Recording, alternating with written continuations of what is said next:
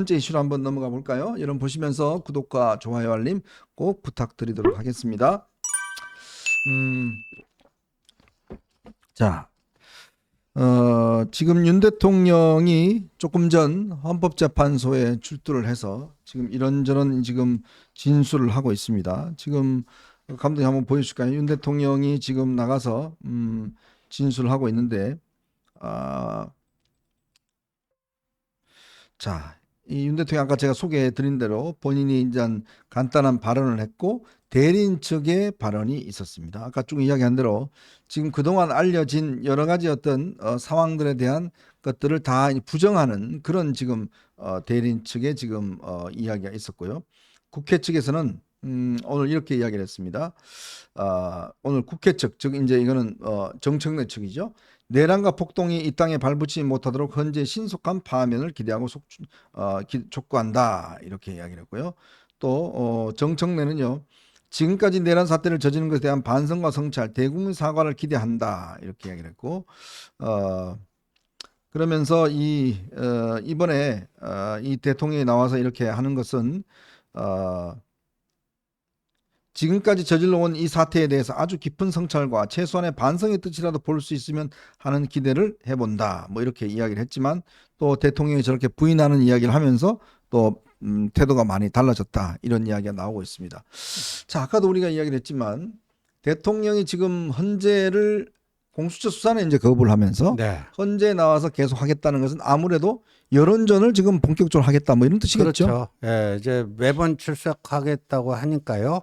예, 여론조는 본격화하겠다는 건데 이제 좀 헌재가 형법상의 내란죄를 여기 탄핵 사유 검토 대상에서 넣을 것인지 뺄 것인지 아예 미정한 상태예요. 아직 네. 정하지 않았지만 여하튼 그 내란 혐의가 입증이 되는가 안 되는가가 가장 핵심적인 쟁점이라고 볼 수가 있습니다. 네. 그런데 내란은요 목적범이기 때문에 그게 중간에 불발로 끝났다. 미수라고 그래도 그거는 처벌이 됩니다. 네. 처벌이 돼요. 그러니까 애시당초 그런 계획 자체가 없었다고 해야 됩니다. 애시당초 계획 자체가 없었다고 해야지 이 거기로부터 빠져나올 수 있는 그 여지가 있지.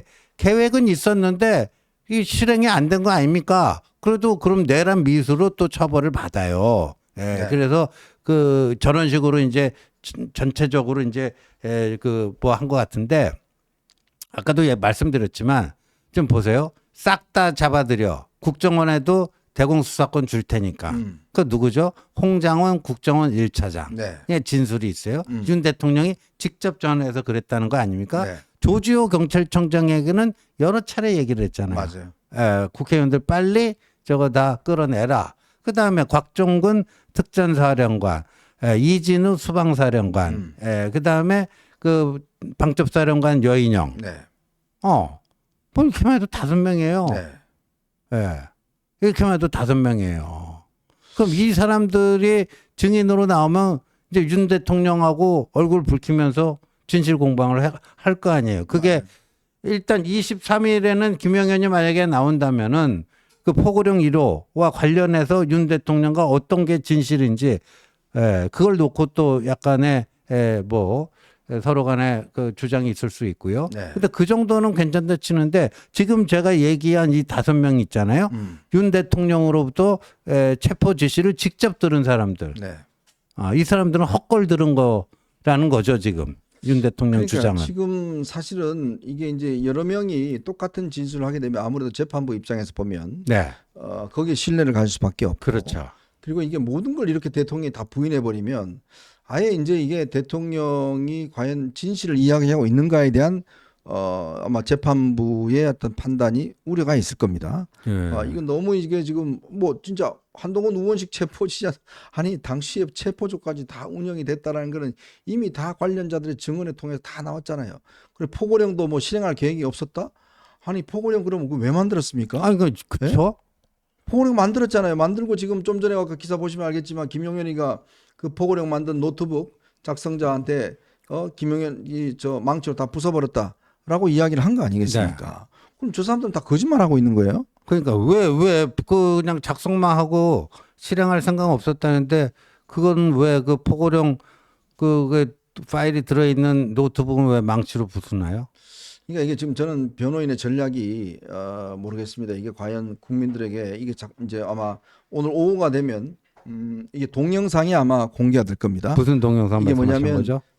이제 이게 지금 현재 재판관 생중계는 안 돼요. 아, 예, 근데 예. 이제 오후가 되면 그 녹화한 거를 언론에 제공할 겁니다. 아, 그렇군요. 그러면 이제 윤 대통령이 무슨 이야기를 했는지에 대한 이제 육성이 나갈 텐데. 아, 그러네요. 그러면 이걸 매번 국민들이 들으면 그러면 관련자 증인들이 나와서 다른 증언을 하고 그럼 누구를 신뢰를 하겠어요? 글쎄요. 근데 이제 이렇게 되는 거죠. 그 어떤 뭐 정치적인 옳고 그름을 떠나서 인간적인 신뢰, 뭐 신뢰. 이런. 그러니까 지금 아까 제가 얘기한 국정원 차장, 경찰청장, 그다음에 군사령관들 이런 사람들이 지금 뭐 그 국정원 홍장원 차장을 제외하고는 다 구속돼 있잖아요. 네, 맞아요. 군인들은 이제 군사법원에서 재판을 받는데 네, 최종적으로 유죄가 확정되면은 이등병으로 강등되고, 네. 그다음에 불명예 제대를 하고, 그러면 군인 연금 다 날라가고. 네. 김영현 전 장관은 지금 뭐 수령을 하고 월 500씩 받는다는 거 아니에요? 네. 근데 이제 이분들은 그렇게 되는 거 아니에요? 그러니까 윤석열 대통령의 지시에 따라서 인생이 참 그렇게 그냥 급전직하하는 뭐 이런 건데 그런 사람들에게 너 내가 하지도 않은 말을 왜 했다고 거짓말하고 있어. 이렇게 해야 되는 거 아닙니까 지금.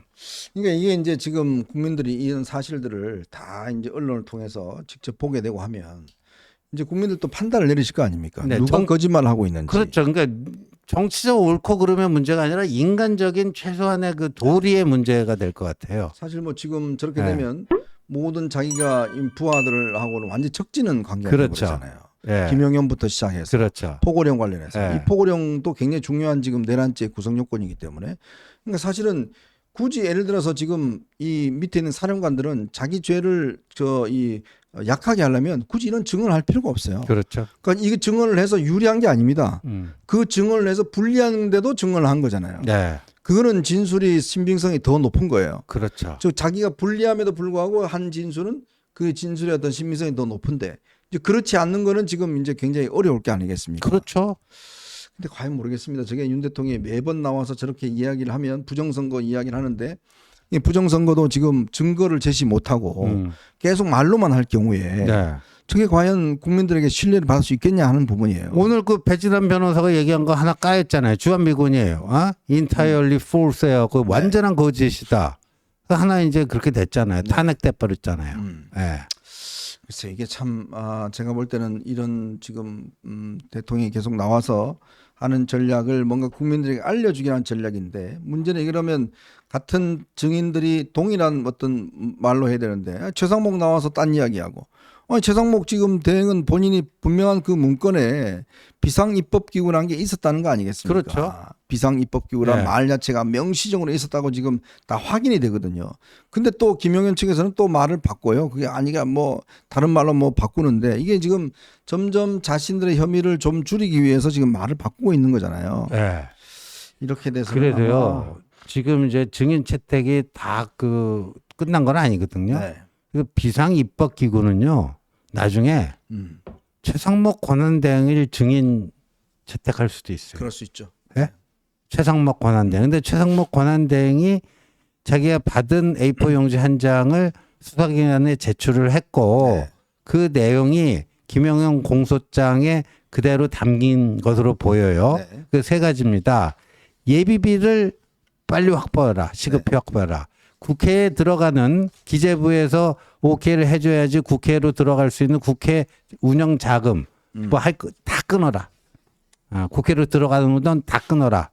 그다음에 비상입법기구라는 표현이 그 안에 있습니다. 네. 비상입법기구에 그 예비비를 확보해서 그쪽으로 넣어라. 네. 뭐 이런 거죠. 예. 근데 지금 비상입법기구 자체가 없었다는 주장을 하잖아요. 네. 비상입법기구라는 그렇죠. 그런 표현 자체를 한 적이 없다. 그리고 최성봉에 건넨 쪽지도 윤 대통령이 작성한 게 아니라 김영현 측에서는 본인이 작성했대요. 본인이. 네. 그러면 비상입법기구 없다. 그러니까 이제 이게 내란이 아닌 걸로 이제 이렇게 주장하는 게 첫 번째 그 저 최선의 베스트 옵션이라고 생각하는 것 같고요. 네. 두 번째는 설령 내란죄가 성립되더라도 내가 아니라 그냥 내 허락 없이 김용현이 한 거다. 그렇죠. 뭐 사령관들이 저것들 거짓말한 거다. 예. 오염됐다. 예. 이렇게 지금 책임을 돌리려고 하는 거겠죠. 글쎄 이제 이게 다 국민들 앞에 이제 다 생생하게 이제 중계가 될 겁니다. 그렇게 되면 또 국민들의 판단이 어떻게 될지 그것도 참 걱정되는 대목인 것 같습니다. 자, 저희는 이제 다음 이슈로 한번 넘어가 보겠습니다. 여러분 보시면서요 구독과 좋아요 알림 꼭 부탁드리도록 하겠습니다.